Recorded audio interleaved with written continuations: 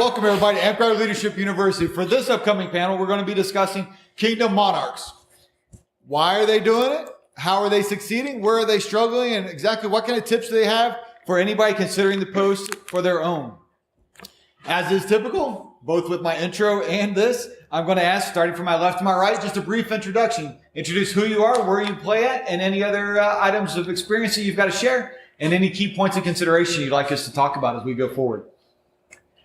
I'm Harold Gracier. I'm a current monarch of the Wetlands, and I play in College Station, Texas, in Mordengard. I enjoy Amtgard, and I live the truth.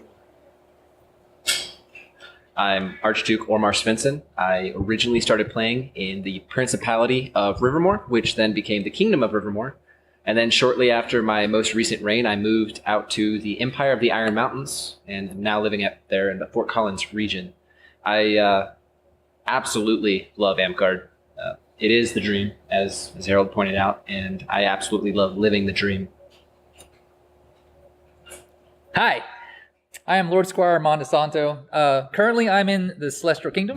I am the king over there. I started in Oregon, and then went to Washington, and then New Hampshire, and then New York. Yeah, East Coast, West Coast, Wetlands for a while. Wetlands! And then now I moved over here to CK. So I just love playing the game. Hi, I'm Azrael-Jade, a current monarch of Dragonspine. I'm in the middle, I'm 3/4 of the way through a year as monarch, and this is my 4th term as monarch of Dragonspine. I'm Forrest Evergreen. I also have titles. I am the current regent of the Emerald Hills. I've been playing there for 25 years, not including a brief 6-month stint in the Iron Mountains. I've been monarch 5 times. This is my 4th term as regent. I like long walks on the beach in Chinese food. All right. Everyone knows I was going to say Well on done. First. Yes. Hey, as a reminder, 2 things. First off, it's meant to be a fun conversation, discussion, right? So relax, it'll be okay. 2, please speak up because we've turned on the ceiling fans and we're expecting rain any moment now. So we want to make sure that Goran, all the way in the back of the room, can hear you loud and proud. My bad. Okay. Harold, why'd you run for monarch? So I was on this panel on Amtgard Leadership University. I don't remember exactly when, but it came up, they were talking about themed reigns. And for whatever reason, I thought it would be fun to pick the most ridiculous theme and use it as an example for Amtgard Leadership University, and it's Flash Gordon. And I thought, you know what? Why not? So I ran for monarch specifically so I could claim that I at least tried to run a Flash Gordon themed reign. So that's how I'm monarch now. Outstanding. Great plug. We appreciate you. We'll go down the line. Ormar? I originally became a monarch just because I never like pointing out problems with a system or an organization without offering a solution. So I felt that the best way to offer a solution was to give example by doing it.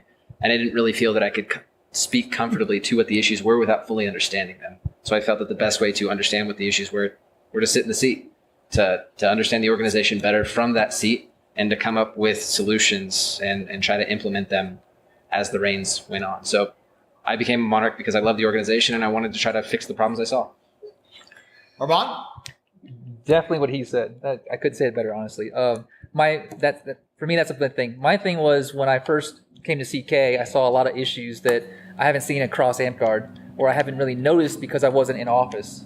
That I became champion first and then went through and went on visit all the parks, and I started seeing more and more issues and things like that. Basically, playing Amtgard to me is a big deal. I like people to play the game and get out there and have fun. You know, that pulls more people in. And I saw a lot of the parks in CK weren't catching up with the rest of Amtgard, and I wanted to help with that. So being champion started it off, and I felt like I could do more by being monarch, and so I went ahead and ran.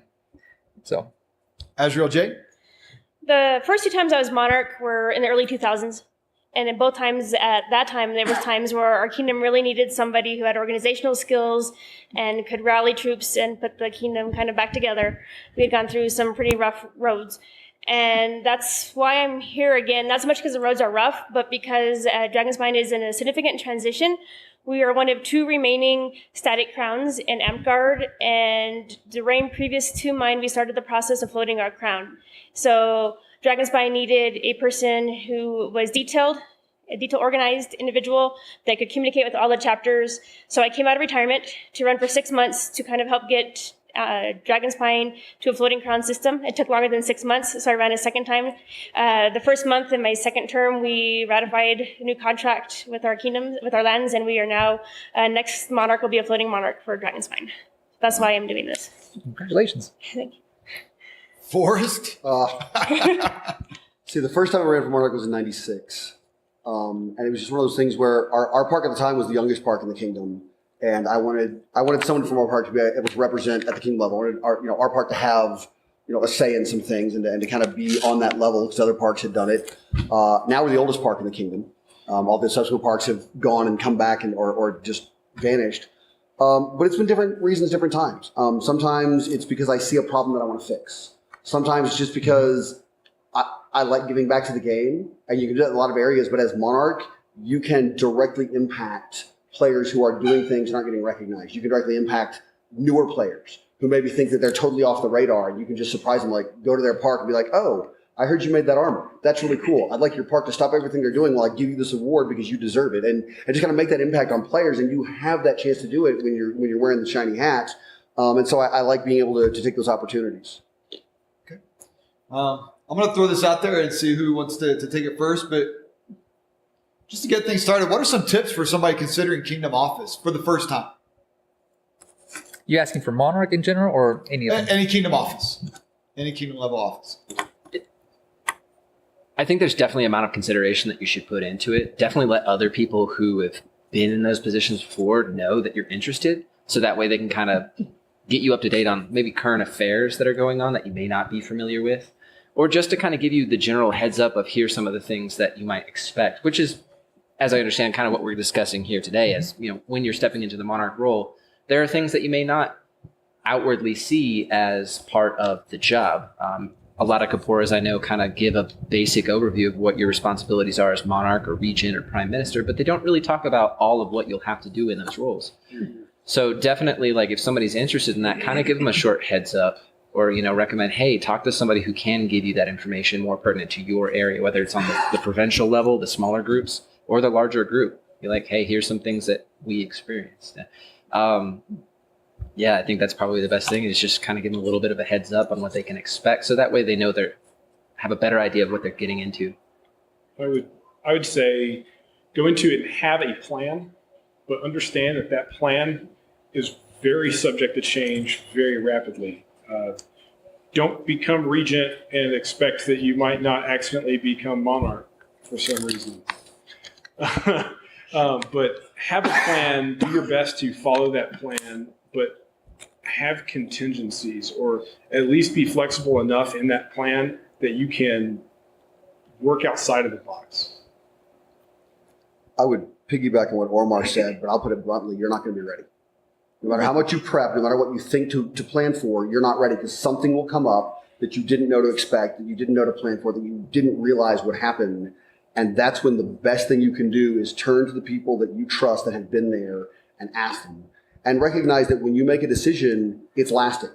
It's really easy in this game to put something out there. It's very hard to take anything back. It's very hard to undo something that's been done. So before you make a decision that can have an impact on somebody, whether it's having to discipline somebody, whether it's giving out a major award, whether it's, upgrading a park status, or whatever it may be, talk to the people that have been there before and that's going to impact, and get some opinions. You may disagree with them. You may do what you want to do. You may agree with them and say, oh, I understand where you're coming from, but at least reach out to people and go, before I make this major decision, do you guys think it's worthwhile? Am I doing the right thing?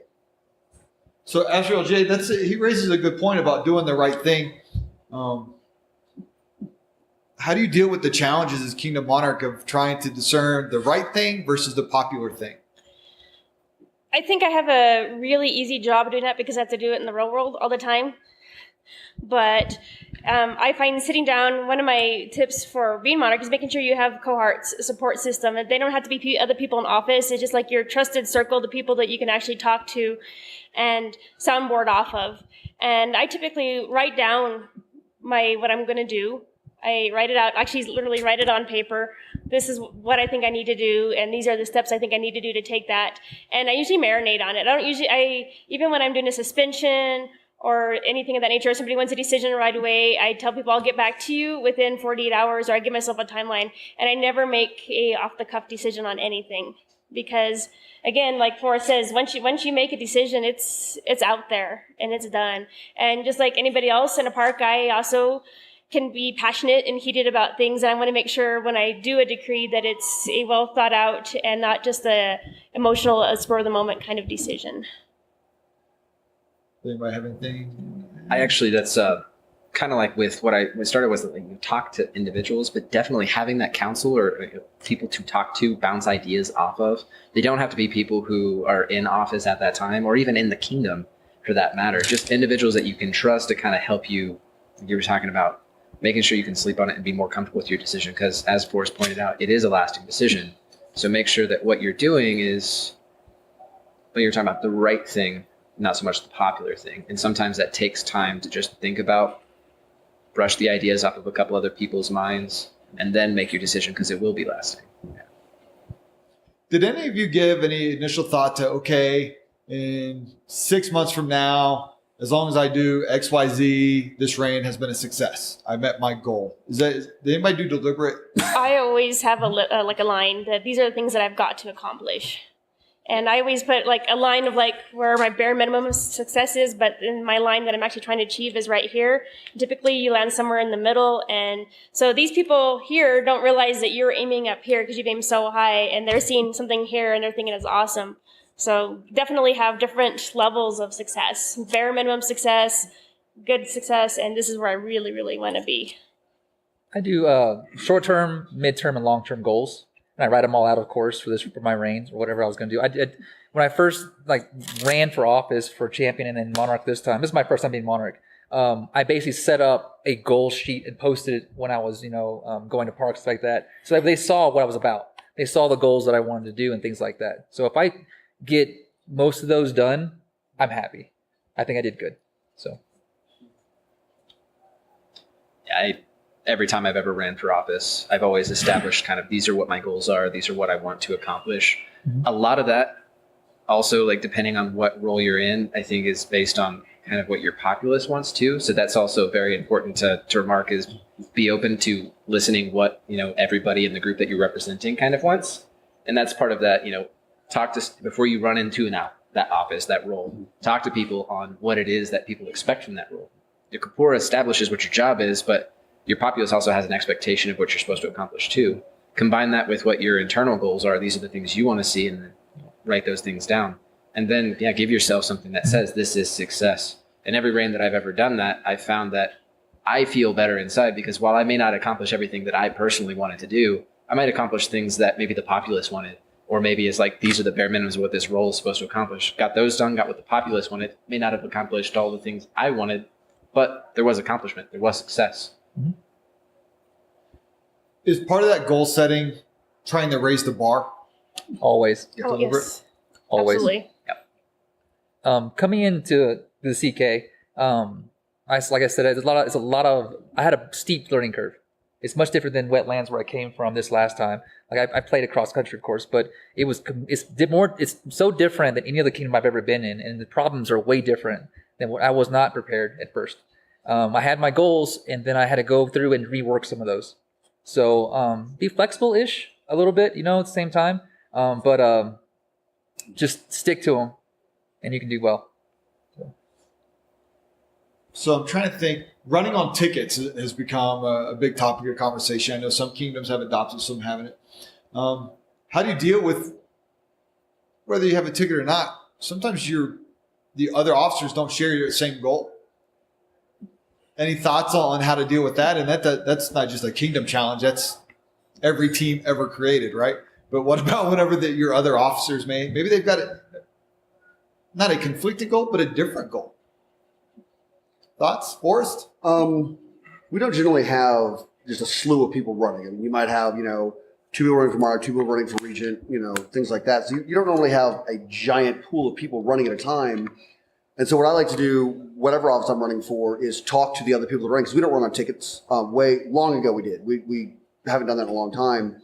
So one of the things I like to do is talk to the people that are going to run, if I'm running for Regent, talk to the people running for Monarch, or vice versa, and say, okay, here's kind of where I'm going to go if I get elected. What do you think? How would this work into what you want to do? So that way, before I ever step up, if I win, I kind of know ahead of time, they're okay with these things that I'm planning on, but they're not as on board with this stuff. And so that may be something I want to reevaluate, or maybe something that I just have to do without a lot of support from them to show that I still think it's going to be an effective thing to do. So I think communicating ahead of time. Don't wait. If you're not running on tickets, don't wait until you get into office to go, oh, by the way, now let me lay out everything that I'm hoping to do in the next 6 months and see what you shoot down. Take time to talk to your kingdom, the people that are running, because in our kingdom, at least, people usually start announcing at mid-reign. So you have about a 3-month window to know who's starting to prep for that. So you have time to kind of get to know that person if you don't already, and be like, hey, here's kind of what I'm looking at. Let's work together. I think that's a good start. I think you definitely should start in advance when you have multiple people running for your tickets. And at the end, after elections, I think that day, if it's not maybe it's not something from your ticket, we don't have tickets either, sit down and schedule a meeting as soon as possible before even stepping up. And at the end of the day, you need to establish a chain of command. I mean, I'm kind of authoritarian over here, but the buck does have to stop somewhere, and somebody is in charge. And that's the reality of the situation. When your populace voted, they voted for everybody on the ballot, and for Monarch, they voted for the person who's now Monarch to be Monarch, and their expectation is that person is going to lead the ship. That doesn't mean you can't compromise and work together on ideas, but you need to establish clearly who is in charge of the group at this time, and hopefully work together. But if you don't have some sort of established things, I think you're going to have people walking over each other. And you want your kingdom to be on the same page, or there's going to be chaos. Every time I've ever run an office too, I generally plan out at minimum 6 months before even announcing a long time out. I will say in past reigns, I've also looked at, hey, if I'm going to be running during that time, who are some other people that I think would also do well, that see if they're considering running those things. So sometimes I'm fortunate enough to have people who are running along with me, who wanted to run with me, who share the same mindset. But kind of like we were talking about, reaching out to other people who plan on running those roles, seeing what those goals are, and kind of consolidating those with yours. Like you were talking about, having some concessions, being like, well, okay, so that's not exactly what you want to do. This is what I want to do. Let's see if we can find a compromise. Let's see if we can establish something that we share, and let's work towards that. The biggest factor there, though, is pretty much communicating between all 5 of those officers. Sometimes you're going to have people that just don't agree with what you want to do, and that's not a bad thing. They just have different goals in mind that may not be the same as yours. But that's kind of why there's 5 different officer positions. It allows you to have the separation of responsibility, but also have 5 different people representing different groups of people in the organization. So I kind of like it that there's multiple people in those roles, and you're going to have different goals and different people working towards them. Armand, is there anything specific so far that you consider a success that you hope will continue after you're out of office? My role play. I started the role play in CK, which was almost not, I don't think I've ever seen anything like that in there. And it blew up. I've got people, you saw it over there, over in Goldenville. I've got people in, Blackspire, old buddies of mine. Hey man, what are you doing in CK? What's going on? This role play is crazy. And they really enjoyed it. I basically took off of what's going on in real life and just kind of merged it into a role play thing, a little bit of Civil War, a little bit of Shrek, if you didn't realize that, people didn't realize that. A little bit of X-Men, and just mixed it all together to make it a bad guy that the kingdom could rally against and come together. And that was the biggest thing I saw. One of the challenges in CK was the parks. It's all park. They're very proud of their parks, but not the kingdom itself as a whole. And I wanted to change that. I mean, I'm taking a lot of pointers from Wetlands that I learned over there that worked really well. And I was like, what can we do to make CK? I want to see more CK stuff. I want to see more of that. And so I made myself the antagonist, the bad guy, and then role played it. And now it blew up pretty big. And it kind of got out of hand for a minute. I had to slow it down, but it's getting better. So I really hope that rolls into the next reign, whoever gets it. So, Harold? I would like to. I'd like to see more Flash Gordon reigns continue.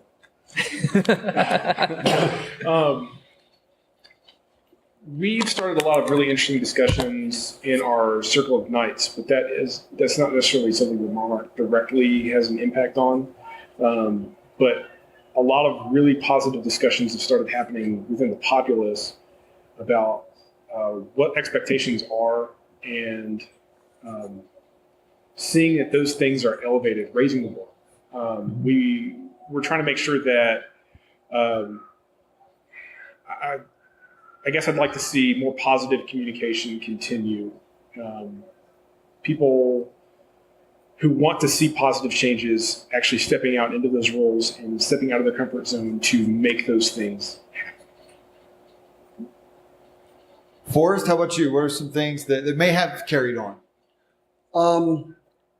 There's some things that I've tried that haven't. There's, always failures, but I think some of the things that we've done, and I can't say I've done, and that's the first thing I want to say is I've tried to pioneer some stuff, but I've had a lot of help along the way, and people who actually changed my mind and got me to put things in place that I wouldn't have done otherwise. So I'm like, why would we change that?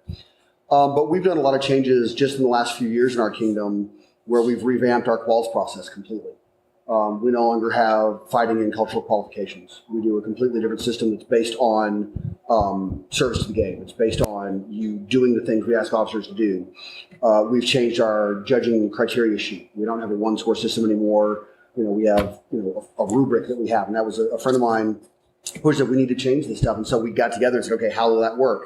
Right now we're changing just various things that we do, and some of them have really lasted. I mean, I know people that have contacted me from other kingdoms said, okay, your quals is totally different now. Why did you write that up that way, and how does it work? And I think it's neat, but I want to know more about it. And so that just, it's a good feeling to know that you've tried something new and other people kind of latch onto it and go, hey, I like that, and they're not even from your kingdom. So you kind of know that you're making an impact, not just for the people locally, but you've left an impact that's kind of rippling out, and you're making the game better. So it's always nice to see that. But, like I said, it's always a group. I can't say that I can take credit for any one thing that happens, because there's always a cluster of people that are pushing me to be better, that I'm, listening to and saying, okay, I'm going to take those ideas, and I'll put the proposal forward for you guys, but this isn't mine alone. This is all of ours. Ormar, you got any advice for young Shire officers looking to have more of a kingdom impact? Maybe not as kingdom officers, but just having some more positive impact on the kingdom. It's actually an ironic question for me. I've always, every time I've ever been in office, it's always been the kingdom level and like the higher end of the organizational level. I've never actually interacted on a very close basis with the lower groups. However, that said, during my 10 years in office, I wanted to try to encourage Shires being more active, at least with the kingdom, or kind of establish maybe these are kind of the goals that as a Shire you should focus on. I always felt that Shire's part of your growth process is that you are a newer park, you have a smaller number of people, and that your focus should be probably less on the kingdom level and more on the, hey, let's work on individual growth as a group. That said, that same movement in Rivermoor that I was kind of a part of and wanted to see more of was trying to get the parks to be in line with the rest of the organization, the kingdom, and have a little bit more kingdom pride. I think the best way that we've found to do that, and that I can encourage other groups to do that, is those individuals empowering them individually, like from the monarchy level, coming from the kingdom level, empowering those sheriffs, empowering individuals from that park to be able to be like, what you say matters, and we're going to listen to it, and kind of treating them with the same respect that you would any sort of baronial leader or a duchy level leader. It's one thing that we did in Rivermoor that's kind of, I believe, very different from every single kingdom that's out there, period, is we have a board of directors representative from every single group, period. That allows them to have every single park, whether they're shire, barony, or duchy, have representation on the kingdom level. But for the smaller groups, that gets them more invested in what the kingdom is, period.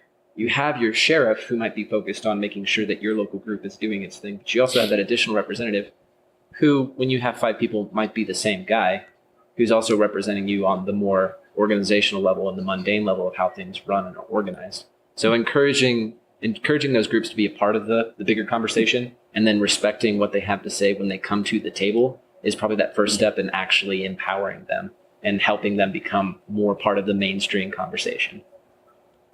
Azrael-Jade, any advice to young shires, not necessarily young shires, but smaller parks? What we do, well, since we still currently are a static crown, I obviously have to have very strong communication with all my chapters because they don't get to vote for me, but they have to be part of my banner. So I communicate with all my chapters. We do we have a shire about 3 hours away. We've traveled to them. We allowed them to coordinate an event at City of Rocks, which is a national park. We gave them the helm and said, put together something for us. And of course, I helped them behind the scenes, but I allowed them to put something together for us there. And that's the, and then talking to them on the internet. Man, the internet is like the best thing. When I was Monarch the first 2 times, we had Yahoo groups, and you had to communicate through like email or telephone. And just being able to have a line of communication with your officers that is like instant and doesn't require talking to them in person is pretty cool. And I have, for Dragonspine in particular, a monarchs list for every monarch from every chapter, including my shires, and they're on there, so they have the support of all the shires. But for advice for starting a group and just keep plugging away. Some weeks you might be the only person out there, but you have to be out there because you put up signs saying you were going to be there, and if somebody does show interest and they go and there's nobody there, then you're done. So you just have to have a lot of front-end dedication. I've never started a shire. I hats off to anybody that's ever started a group anywhere. I've always been blessed being in a chapter that was well established. But, advertised meetup has been great for us in Las Cruces. It's crazy how many people have gotten off meetup. So just be consistent and plug away and don't give up. Harold, how important is political capital? I mean, you're the Kingdom Monarch. They have to do what you say, right? No, not at all. For instance, I'm running a Flash Gordon theme, and You don't say. Political capital it's really important, and it really matters whenever you're going a unique direction or you're going to try to establish a new set of quals. You've got to have enough clout behind yourself to establish that, okay, maybe this sounds really weird, but at least Forest hasn't really steered us that wrong in the past. You have to have enough clout so that they know that even if there's something really crazy ahead, at least you're there enough to guide everybody through the change. Just changing to a floating crown from a static crown, very, very, very significant. Yes, it's scary. Having the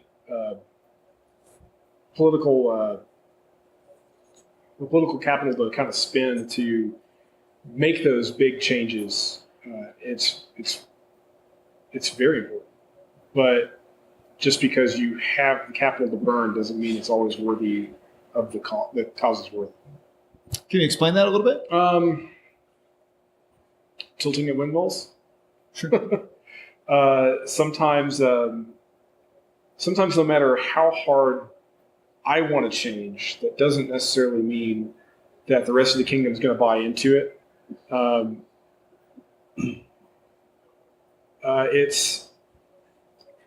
It's kind of like the wetlands. We're unique in our Circle of Monarchs situation. The knights make the knights. The king has a technical role in it, but it doesn't. They don't make the final call, I guess. Regardless of whether or not I feel that's an appropriate system, based on comparing us to every other kingdom in Amtgard. Just because I think it's not appropriate for us, that doesn't mean that the kingdom is prepared to buy into that. And whether I have the political clout to try and make that change or not, the kingdom doesn't want it. So burning any political capital to try to make that kind of change isn't necessarily a worthy cause to spend it at. Talking about capital to that, what I did was when I first ran for my first Kingdom office was champion at CK. I did champion in Crystal Groves, and I came over here, did over here. But I built the capital because they didn't know me very well. Because I just moved to that area, got active, got contributing, and then ran for champion right away. And then I went to visit the parks with the Monarch, and I played battle games. I played the game. I showed them how to play it. I encouraged them to come. My whole thing was come play Amtgard with me. I pulled everybody in, and they saw me. They knew who I was. They knew I was wanting the best for them, have a good time. And then when I moved over into Monarch, I felt that I had a pretty good bit saved up, I guess you could say. And the changes that need to be made in CK, I'm spending a lot of my capital on it. I'm putting everything I got on the table for this because they need a good change. They need someone who's going to go in there and be responsible and take care of the things they need to take care of. So I'm spending a lot of it right now on things like a safe environment, showing that the local parks are being supported by Kingdom. If they make a decision, that I'm going to support them and lead them to show them if they're doing something right or wrong and stuff like that. And so I'm spending all of my capital on that. And I think it's worth it. So if I basically never get Kingdom again in CK, but I see a good changes happen, I will be okay with that. Which is kind of the gamble, right? Because you could exhaust it all and they get pushed back on and you're done. Mm-hmm. Or, oh my gosh, look at all the changes you had and your money for the next crazy idea you've got. So it's investing in the Kingdom, basically. And whether or not it's for the, I see it for the best. I hope the rest of them do too as well. I've got a lot of good support and I've got a lot of opposition to the same time. So like I said, I'm putting everything I got into making it just a better Kingdom overall. And I really hope it pans out. So make spring work great again. Yeah, exactly. So political capital and stuff, sometimes we get, in fact, it was brought up earlier today, I think, by Goran as he walks in. But, it's sometimes we look at Kingdom officers like, oh, well, sure, that's the monarch. Well, sure, that's Forrest, what was the first thing that you can remember where you said, I'm going to try something new? I'm giving back to my park, kingdom, land. Not necessarily ran for office, but when did you decide to try and be a leader in Amtgard or realize that it happened? When I started, it was weird. I mean, as we always say, now it's our new phrase, 1900 Amtgard was different. We were the new guys on the block. We were a static crown back then. It was I started in 92, and pretty much everybody was a static crown, and we were looking to convert because our park became the biggest thing in the kingdom. So Eagleshire blew up. We became a duchy in less than a year because back then you didn't have all the same requirements for time and all that. So we got really big, and people were like, okay, these new guys are coming in. They're going to be able to outvote us. So we got to go kind of put them in their place was kind of the attitude we got from a lot of the older players. And I recognized early on that if somebody from our park didn't step up and kind of be that buffer, whether it be park office or kingdom office to help our players, that a lot of people were going to get either run off or kind of get, disenfranchised by the idea of doing more than just playing at their local park. So I was very fortunate that I had people like Squeak at my park, who was a founding member. I got to learn from her and Moogie and Cable back when he was active, and, people like that, Wolverine, who were out there doing all these great things. And I was like, I want to do that. I want to give back too, because I like what I'm seeing in this game, but I also know there's elements of this game that are going to run people off if we don't make sure it doesn't happen. So it's not a great reason, to get started. You'd like it to be a more positive thing, but that's really kind of what it boiled down to. Was early on, we kind of saw that attitude from some of the older players that we were the young guys and we didn't need to be outvoting everybody and getting our way. So somebody had to kind of be a buffer for that. Azrael-Jade, how about you? When did you, don the mantle of leadership or decide to invest a little bit more into the game? I'm in a weird position because I'm married to Amped Famous. My husband's Randall. Who? Yeah, I know. So, but I am perfectly capable on my own to do things. I don't use his name. But I do my own thing. But I've always been able to assess situations and figure out how to fix them. So early on, just kind of before, backing up a step, when we were in college, Randall played Amtgard perfectly, and I'd take him to the park. And even then, as just the person who drove the car, I could see there was a lot of things that could be improved upon in the game. And then he took a break. He came back, and after being at the park for 3 weeks, he says, "Hey, I'm going to run for Monarch." And I was like, "Well, I guess you need to tell me about this Amtgard thing a little bit more, because this is going to be a little bit more consuming of your time and therefore my time." But just seeing what was going on, I could see changes, and we had a lot of people that were like, "Well, this is the way we always do things. This is the way things are done." And even when Randall first was running, he's like, "Well, this is the way you do things." I was like, "Well, let's try some things different." And then I figured, why am I giving him all the energy to do things when I could just be doing it myself? So I just forged my own path. So I have. I took my ideas and I forged my own path. Even with on the ANS side, there was very standard ways that you make a tunic. You use one color for this, and then you use another color for this, and you use broadcloth or something like trigger, and you don't do anything crazy with it. And I came in, I was like, well, let's sew with brocade. Let's sew with patterns. And I came up the park with outfits with patterns on them and everything. They're like, whoa, what is that? And so even in ANS and Dragonspine is kind of a forerunner of changing things from the basic T tunic, because there's so many other things out there, and it just Speaking of Dragon Forest and building up that political capital you're talking about, like, hey, you did this thing, and it sounded crazy when you said you were going to actually start with the print, but it was awesome. And so maybe that's not a bad idea. And hey, you said this way we could do a feast that was a little bit different, and it worked out really well. So you start building that political capital, and then 12 years later, you're changing a kingdom. So yeah. Armand, what was your first steps into leadership? Well, I've been playing for a long time, 23 years, give or take now. And I've been across the country, of course, playing. But I didn't really run for Kingdom offices. I ran for small offices every now and then, here and there. I just wanted to play the game for a long time. When I got out of the military and then I traveled a little bit more, I started realizing that there's a lot of things that I have that can help. I can give back to the game, is a way to put it. And I was like, you know what? I should start thinking about that. And it took a couple years of thinking about how I wanted to do it. And then I saw Ormar do his thing in Rivermoor, and I was like, man, that's inspiring. I feel I could do something. And then came over to CK, and then I just started like, you know what, I'm running for champion and see what I can do with that. And then I had a plan, worked it out really good. And then after that, I was like, you know, I'm running for king next. And then here we go. I'm just giving back basically, and it took a long time to figure it out if I wanted to do that. I never looked at myself as a leader. I never looked at myself like that. Just another player in the field having a good time. And then, but something happened, and I started doing my Amtgard adventure thing online, the YouTube videos, and that kind of spurred me into people started saying, "Hey, man, we watch your videos. We love you, and you're so great." And I'm like, you know what? I've got something here that I'm not using, and I decided to try it, and it's been working out really well. So, Ormar, breakthrough moment. When I came back from the deployment in Afghanistan, I'd taken a break from Amtgard for about a year at that point. But when I came back, kind of like what I initially started off with why I run in the first place. I saw a lot of issues, a lot of problems. But at first I didn't feel like I was really qualified to just run an office. So I wanted to get kind of familiar with what it was and see if maybe I could just motivate people to kind of make changes and stuff like that. At the time, Rivermoor was pushing really hard to try to become a kingdom, but we were missing things. We had numbers weren't quite all there. There was an organizational factor. We also had kind of leadership falling in and out. There wasn't a lot of organization on that level. So I felt, we needed to change a lot of things. How we do things as an organization right now is not enough to be a kingdom. At the time, I had a lot of great counsel from the IM Circle of Knights, the Iron Mountains. We were still at that time part of Iron Mountains. So they gave me a lot of great insight. And I said, you know what? Nobody here seems to really agree with you guys, but I'm going to try. I'm going to push for it. I'd been talking to people building that capital up for about 6 to 9 months before that, talking about, hey, what can we do to make Rivermoor a kingdom? And then said, well, I'm going to be prince and see if we can push these things through. And it was very successful. But taking those steps to change those things, what she was saying, we've always done it this way. Well, this way is not working.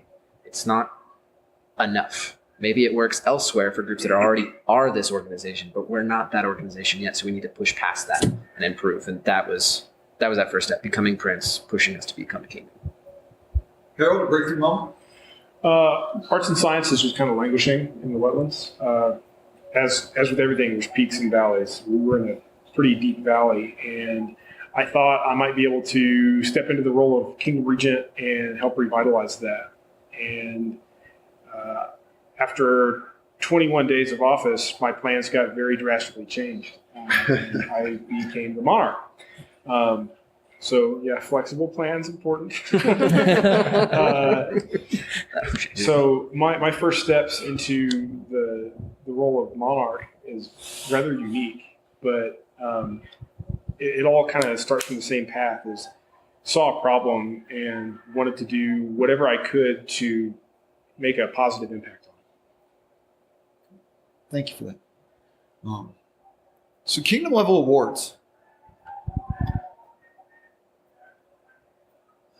I don't even know really where to start with the conversation. What are some things, such a broad scope, what are some things you consider when folks come to you with kingdom level awards? And I'm just going to draw the line, we're talking 8 to 10. What are some initial thoughts that come to your mind, if anything? And how do you come up with a determination to approve or disapprove, or maybe you recognize in the first place? What's your rubric, if you have one? Mine's not a set in stone rubric, but I've had this conversation with a number of people, including people in my beltline who think I'm really mean, because my thought process has always been, I would rather have people looking around and saying, finally, than having one person go, why? Why did that person get that level award? It should be that they've gone beyond the bare minimum. If we're saying you have to do around this, to start looking at your 8th level, Order of the Dragon or your 8th rose, I don't want to go, oh, you did the bare minimum. Let's throw this at you. It's like, can you do more? Are you still pushing that envelope, even if you don't get that 8th right now? Because the other thing is, I've got 6 months if I'm in office to give you an award. I don't have to give it to you the moment that you're qualified for it. I can wait and see, what are you going to do with that? Now that you've kind of done some of that stuff, are you going to keep pushing? Are you going to keep doing the things that you've been doing? And I can give that to you 3 months later, 6 months later. But it's one of those things I said earlier. Once it's out there, it's out there. You don't see people taking back things and you go, oh, you know what? We really thought about it and realized probably shouldn't have done that yet. We're going to ask for that back. It doesn't happen. So you want to make sure if you're going to give out those high level awards, those awards that start making people look at that person and go, oh, that person's getting to that level of the best we have to offer. I want to make sure that there's not a mistake. And I would rather err on the side of caution and make them wait longer, because waiting doesn't hurt anybody, than give it to them early, because it hurts them more than anybody. And that's what people miss out on. If I give you a masterhood or an 8th or a 9th level, and a whole bunch of people are thinking that you're not there, that they've seen your work or whatever, and they don't, all that does is make it harder on you, because those people are not going to judge you more harshly, and they're going to kind of be resentful that you got that thing that they don't, that a lot of people don't feel like you were at that level yet. So you're going to be careful that you kind of err on the side of caution and maybe make them do more than the minimum before you give it to them, even if that's asking more of that person. That's okay, because if they're willing to keep going, they're going to do it anyway. To kind of piggyback on what Forrest said, the best thing about truly awesome, deserving people is that they generally continue to be awesome, deserving people. So exactly, by making them wait, like, you're not doing a disservice to that person necessarily. You're letting them shine. They've got a better opportunity to shine more. Mm-hmm. All right, so now we talked the good stuff a little bit. Let's briefly talk about bannings and suspension. Again, huge topic. Only a couple moments to talk about. Lots of discussion about that online, face to face, you name it, the forum. There's discussions about it, how it feels. Appears that we've gone from Wild Wild West in some instances to all of a sudden you're banning Oprah style bannings.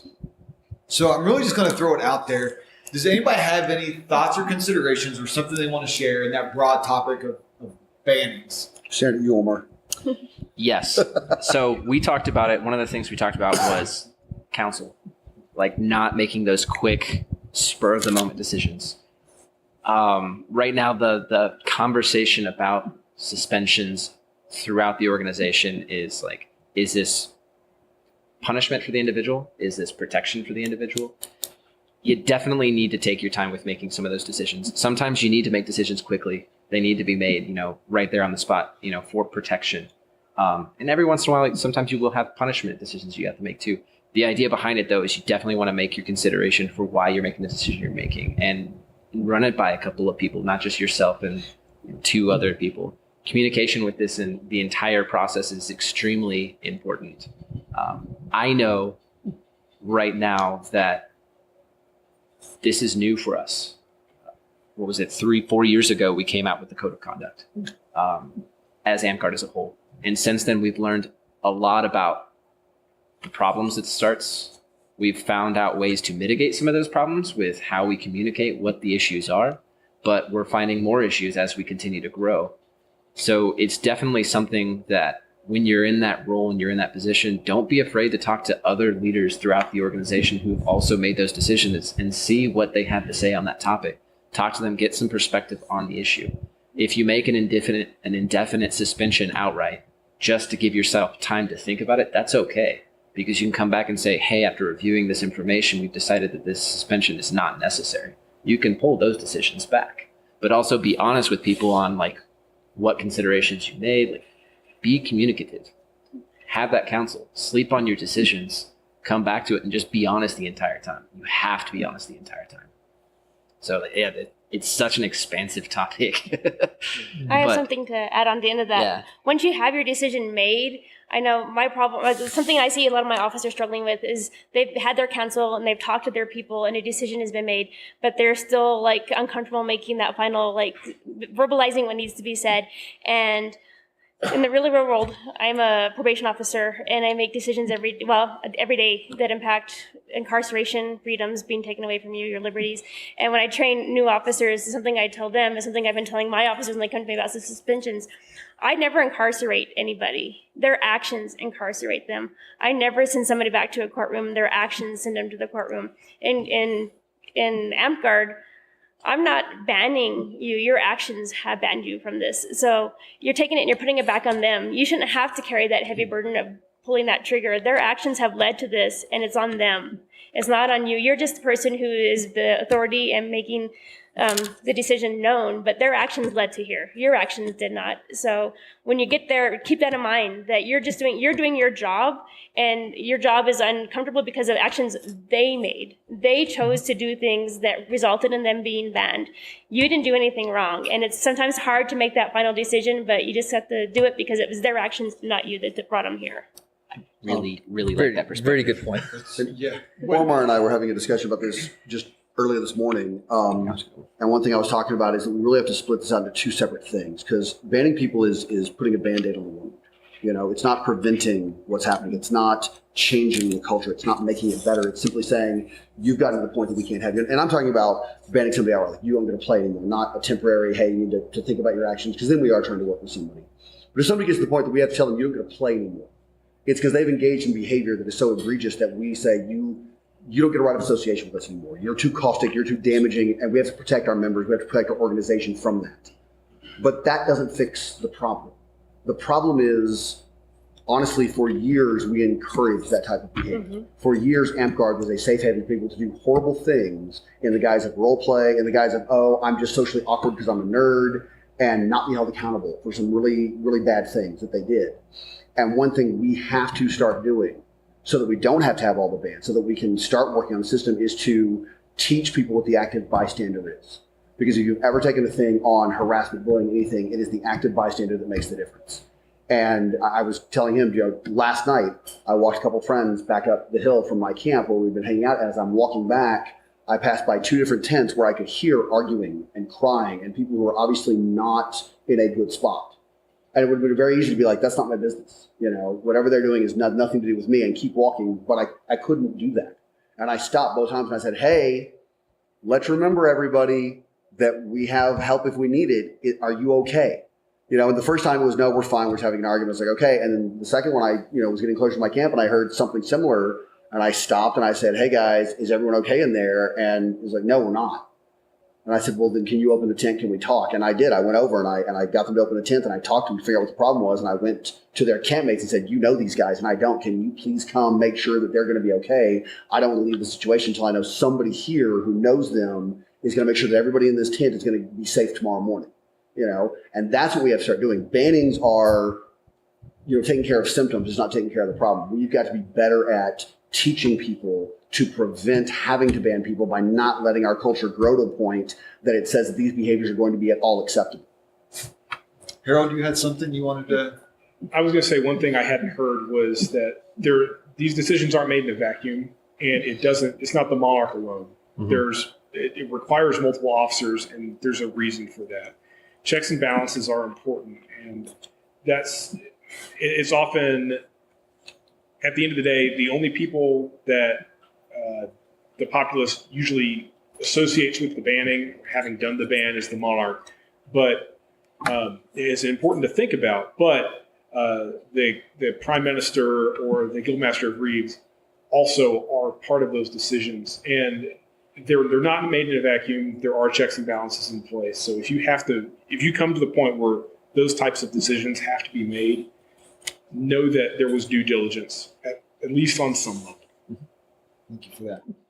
Okay, as our time comes to a close, if we could just, again, like we like to wrap up, if somebody's only able to watch the last couple of moments, what are those bumper sticker things that you want to make sure sticks with them or encourages them maybe to go back and watch the video as a whole?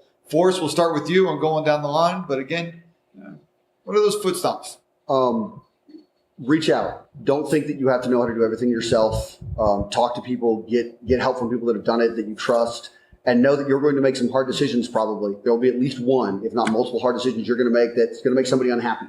And you've got to do your research to make sure if you make that hard decision, it was the right one, and you're willing to weather that storm of people aren't going to like me for this, but I'm going to do it because it's right. And so be prepared to make some hard decisions and understand that it may, cause some hard feelings for a while.